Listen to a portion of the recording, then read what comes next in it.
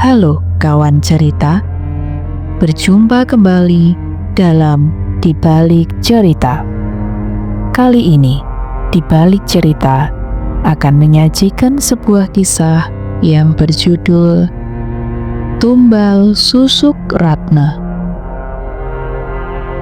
Di sebuah desa yang sunyi, jauh dari keramaian kota, tinggal seorang janda bernama Ratna.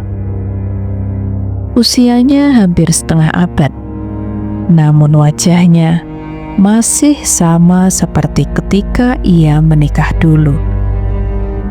Kulitnya halus tanpa kerut, bibirnya merah alami, dan matanya berkilau seperti menyimpan rahasia. Ia tinggal sendirian di rumah joglo peninggalan suaminya. Dengan tiang-tiang kayu jati di rumah itu yang sudah tua, tapi tetap kokoh seperti menyimpan cerita yang tidak pernah diceritakan. Tidak ada yang tahu tentang rahasia Ratna, tapi bisik-bisik tetangga menyebutkan bahwa ia memakai susuk kecantikan dari seorang dukun di luar desa. Katanya, susuk itu tidak hanya membuatnya awet muda, tapi juga haus akan tumbal. Malam purnama datang. Angin berhembus perlahan, membawa aroma bunga kenanga yang sangat pekat. Ratna duduk di kursi dekat jendela kamarnya, menatap bulan yang bulat yang menggantung di langit. Dan di luar, suara jangkrik terdengar lirih. Lalu, dari arah dapur, terdengar suara langkah pelan. Langkah itu semakin dekat hingga berhenti tepat di belakangnya. Udara mendadak dingin menusuk tulang. Ratna masih menutup mata menikmati malam itu.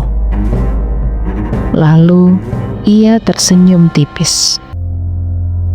Ia tahu waktunya sudah tiba. Ia harus mencari tumbal berikutnya. Korban yang ia incar adalah Bima, seorang pemuda berusia 22 tahun yang baru pulang merantau dari kota. Wajahnya tampan, tubuhnya tegap, dan matanya penuh rasa ingin tahu. Ratna terus saja memikatnya dengan perhatian lembut dan tatapan yang seolah menjanjikan segalanya. Tidak butuh waktu lama, Bima mulai sering berkunjung malam-malam ke rumah Ratna. Hingga pada malam ke-7, hujan turun dengan deras. Petir menyambar, membuat bayangan pepohonan menari di dinding. Bima mengetuk pintu, lalu masuk tanpa tahu bahwa itu adalah malam terakhirnya. Keesokan paginya, warga digegerkan dengan penemuan tubuh Bima yang ditemukan di tepi hutan dengan kondisi membiru. Matanya terbuka lebar seperti melihat sesuatu yang mengerikan. Dan di dadanya tertancap jarum emas kecil berkilau basah. Di beranda rumahnya, Ratna terduduk dengan santai. Kulitnya tampak lebih bercahaya dari sebelumnya. Bulan demi bulan, Ratna terus mencari korban baru.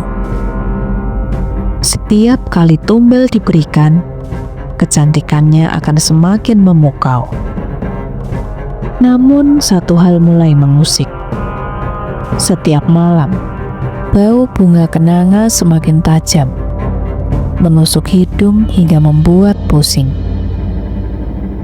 Malam berikutnya, saat Ratna memandangi kebun belakang rumah, ia melihat ada sosok berdiri di antara pepohonan. Pemuda pucat dengan mata hitam legam. Bima. Dan di lehernya masih tertancap jarum emas yang sama seperti yang Ratna gunakan. Ia tidak bergerak, hanya menatap. Dan saat Ratna mengedip, sosok itu lenyap. Korban berikutnya adalah Ardi, anak tukang kayu. Malam itu Ratna sudah menyiapkan segala perlengkapan ritual. Tapi tiba-tiba Ardi kabur ketakutan. Ia berlari tanpa menoleh karena ia melihat sesuatu. Bayangan hitam berambut panjang melayang di belakangnya. Ratna mulai panik. Ia tahu susuknya tidak boleh dibiarkan tanpa tumbal terlalu lama. Hingga malam itu, pintu kamar Ratna terbuka perlahan. Dan dari celahnya muncul sebuah sosok dengan tangan pucat dan kuku panjang meraih udara seperti ingin mencengkram. Dari sana, ada wanita cantik yang sangat menyeramkan. Lalu sebuah suara serak berbisik tepat di telinganya. Kamu terlambat. Sejak malam itu, Ratna sering terbangun tengah malam. Sosok-sosok pemuda yang pernah ia korbankan mulai muncul di halaman rumah. Ada yang kepalanya retak, ada yang lehernya terpuntir, ada yang tubuhnya dipenuhi lebam warna ungu, dan semuanya mengelilinginya, menatapnya dengan mata kosong. Purnama berikutnya, hujan turun deras membasahi desa. Kilat menyambar, menyinari rumah Ratna yang sangat remang. Sosok-sosok itu tak hanya berdiri di luar. Mereka masuk, satu persatu menembus dinding rumah seperti kabut dingin. Jarum-jarum emas di tubuh Ratna terasa panas, menusuk dari dalam. Nafasnya terengah. Sosok-sosok itu mengelilinginya. Wajah pucat mereka semakin dekat. Mata mereka menghitam, mulut mereka terbuka, mengerang tanpa suara. Jeritan panjang memecah keheningan malam. Warga hanya berani mendengar dari kejauhan. Hingga keesokan harinya, rumah itu kosong. Tidak ada Ratna.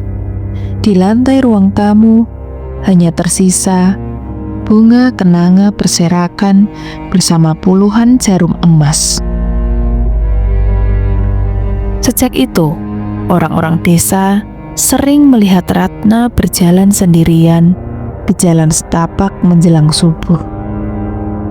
Kecantikannya masih sama, tapi matanya hitam legam melotot, dan di belakangnya selalu ada barisan pemuda pucat yang merupakan korban-korban yang pernah ia tumbalkan, mengikuti tanpa suara. Nah kawan-kawan, itulah tadi kisah tentang tumbal susuk Ratna. Bagaimana pendapat kalian? Bisa tulis di kolom komentar. Dan sebelum video ini berakhir, pastikan kawan-kawan sudah menekan tombol like dan tombol subscribe agar tidak ketinggalan dengan video-video yang berikutnya. Karena di balik cerita masih ada cerita.